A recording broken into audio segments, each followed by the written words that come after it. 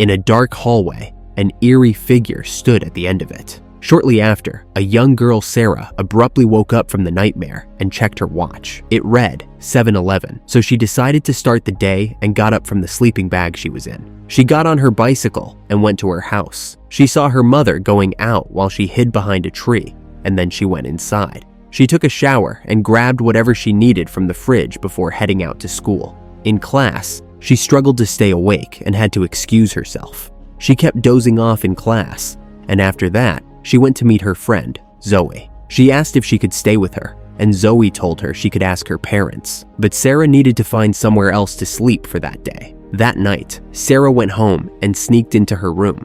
She jumped through the window and picked up blankets. Her mother, hearing a sound, came to the room calling for her, but Sarah escaped before being seen. That night, she spent it on a slide in a playground, looking at the dark sky and contemplating her next move. As she slept, she had the same dream as before, a dark hallway with dead bodies stuck to the walls. Then, through an opening, she saw the eerie figure standing on a stone formation. In class, Sarah once again fell asleep, and when she woke up, she saw her classmates laughing at her. She turned and angrily insulted them. After class, she went to grab a coffee with Zoe. While there, she saw an ad about a job opening related to sleep, so she tore off the ad and went to the place to check it out. She sat in the waiting area, waiting for her name to be called. Then, a doctor called for her, and she went inside. The doctor asked her questions, such as whether she struggled to sleep, if she drank caffeine, and if she had ever been diagnosed with a sleep disorder. Sarah told her that, even though she had never been properly diagnosed, she used to sleepwalk as a kid. The doctor measured her blood pressure and took notes on her results. Sarah, wanting clarification, asked if the job was really just sleeping. The doctor clarified that it was, and that they would only connect her to a bunch of machines and ask her questions in the morning. After this, she told her they would contact her, and Sarah left. That night, Sarah spent the night at Zoe's place. After taking a shower, she sat with Zoe. Zoe asked if she was okay, and Sarah confirmed she was. She thanked her for the space because it had been a while since she had spent the night in a warm house. After she slept, the nightmares came back. At the end of the dark hallway stood a creature hanging upside down, which then quickly floated away. The next day at night, Sarah rode her bicycle to the hospital to start her work. There were other people there, and one of the guys asked if she was the only girl there. Sarah told him that there was another girl in her room named Emily. When asked if this was her first time at a sleep clinic, she told them it was. During the conversation, she learned that most of them had been coming there for a long time, dating back years. One of them told the group that he had been coming here since he was 16 and joked about Meyer loving to see them sleep. Sarah found the conversation weird, especially because of how long they had stayed there. After that, Sarah put on a suit that had places to plug in cords. After wearing a helmet-like device, the doctor started setting up the machine. As she was working, another girl, Emily, came and asked if she was in the right room. As they sat there, Emily asked how many people were in the experiment, and the doctor replied that there were 4 guys and 2 girls, a total of 6 people. But when asked why there were more guys than girls, the doctor refused to answer. While they were working, a male doctor walked in with another man and told the doctor working on Sarah that he would finish her setup. He then wrapped up the setup and signaled the camera that they were set. In the back room, 2 men were discussing how long it would take to process the data. After everyone fell asleep, the process began. While looking at them, one of the guys in the back room, Dr. Meyer, started explaining the stages, from closing the eyes to total sleep.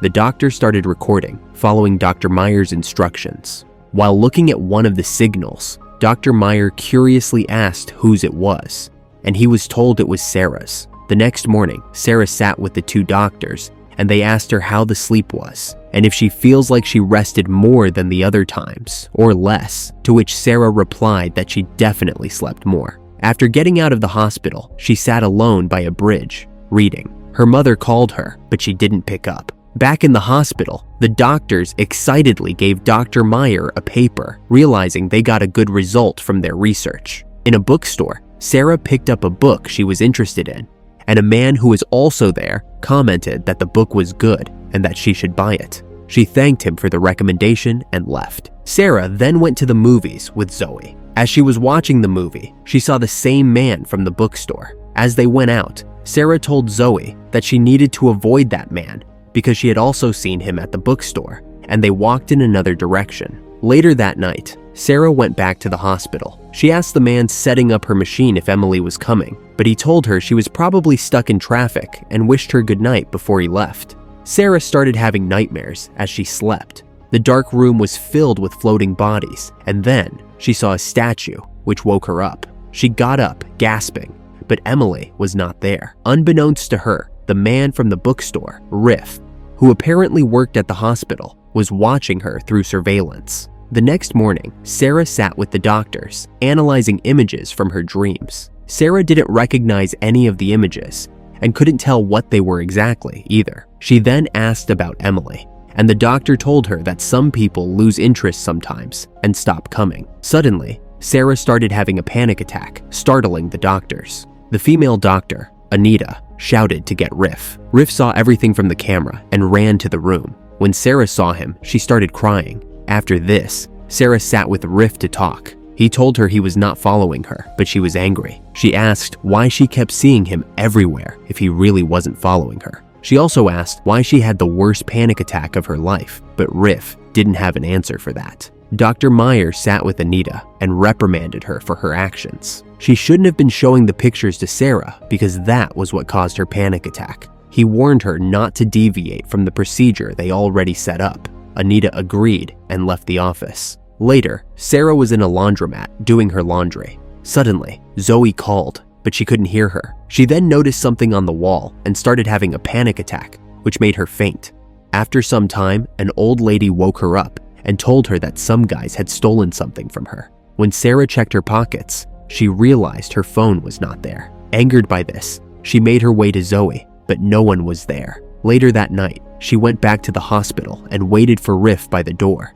She asked what the pictures were, but Riff was not allowed to share that information. Sarah insisted on knowing and threatened to quit if he didn't tell her what he was studying. She tried to make a deal, saying that she wouldn't tell anyone that he was stalking her. She even pleaded with him, saying that she was scared because of what was happening to her. Riff was scared of sharing the details because it would mess up the study if she knew what they were doing. Sarah argued that it would also compromise the results if she left. Hearing this, Riff decided to tell her and took her to the office. While there, he told her she could not tell anyone what he was about to show her. He then connected the helmet-like device to his head and told her to trust him. He explained that a scientist had found a way to decode the data from the images the mind processed and export them as a moving image. He then showed her how it was displayed on the screen through the cord that was connected. Sarah was amused by this. She then asked if they were watching her dreams, and Riff confirmed. He then took her to the surveillance room. He told her that he couldn't show her what she saw because of what happened in the morning, but he could show her someone else's dream. He explained the process, and they both sat by the screen, watching as the person being analyzed drifted off. As they watched, they saw a dark room with bodies hanging upside down. At the end of the room, a music box was playing. Then, a figure with glowing eyes appeared. This startled Riff. Sarah then asked if her dream was that messed up, and Riff told her that they were sometimes like that. Sarah was disturbed by his response. She asked if he ever felt like he was seeing something he wasn't supposed to, but he tried to explain that he had a reason for it. Before he could explain more, they heard a sound from outside and realized that someone was there, so he rushed her out. While they stood outside, he told her that he had kept his end of the bargain and that she should too. He then told her he would see her inside and went back in. Sarah then went in to sleep and continue working. As she slept, she returned to the dark, scary place. As always, the eerie figure stood in the middle. Riff watched this through the machine. Anita noticed this and became interested, saying it was a new thing because all of them were seeing the same thing. Anita asked how this was happening. Riff explained that even though all of them had their own unique narratives, they all ended up like this. He also shared that he had been seeing this in his dreams since he was 6. He then asked another person if he could grab the picture in 4K. Suddenly, Sarah started shaking and woke up, gasping. Anita ran to her and called her, but Sarah wasn't feeling well. She got up and started getting dressed, then angrily screamed at her, saying that she was done with this place and that she knew what they were doing. Riff, seeing this interaction through the camera, ran to the room. Sarah decided to leave, but as she was about to walk out, Anita noticed blood coming out of her left eye and told her she was bleeding. At this moment, Riff entered the room, but Sarah walked out, even more shaken because of the blood. Riff ran behind her, but Sarah sped off. Meanwhile, Dr. Meyer was analyzing the image of the figure. He compared it to the notes and realized the image matched the description he had written. Sarah was riding her bicycle on the street, and Riff was in his car looking for her. At the same time, Dr. Meyer was leaving his office. Riff saw Sarah tying her bicycle before getting into a club. She then asked the guard if Zoe was there, and he told her that she had just gotten there, but allowed her to go in and check. At the same time, Anita and the others were contemplating how Sarah could have known about this. Then, they noticed the people sleeping were waking up. Anita ordered one of them to get Riff. Before they could even do so, Dr. Meyer walked into the room, asking what was going on. Inside the club, Riff was looking for Sarah. Sarah, not feeling well, struggled to walk. She then ran to the bathroom and started vomiting. Back in the surveillance room, Meyer asked where Riff was. Anita lied, saying that he had to go home for something, but would be back any minute. Dr. Meyer wanted Riff to be there because it was something he had been waiting for years, and he should see it. In the club, Riff walked into the bathroom and saw Sarah on the floor, unconscious. He quickly picked her up and carried her out of the club. In the surveillance room, everyone was silent, analyzing the people that were waking up and their reactions. They were awake, and they were now aware that they were seeing the dark figure with glowing eyes. One doctor mentioned that he felt bad because they were going through this, but Dr. Meyer told them that it was a natural reaction and that they needed the data from this. Their vitals started changing as they were now awake but in sleep paralysis. Anita ordered one of them to attach the cords again. He went over to do so. The people who were dreaming saw the figure standing at the end of their bed. As they kept looking, the doctors also began feeling unsettled because they were seeing the dark figure in the room.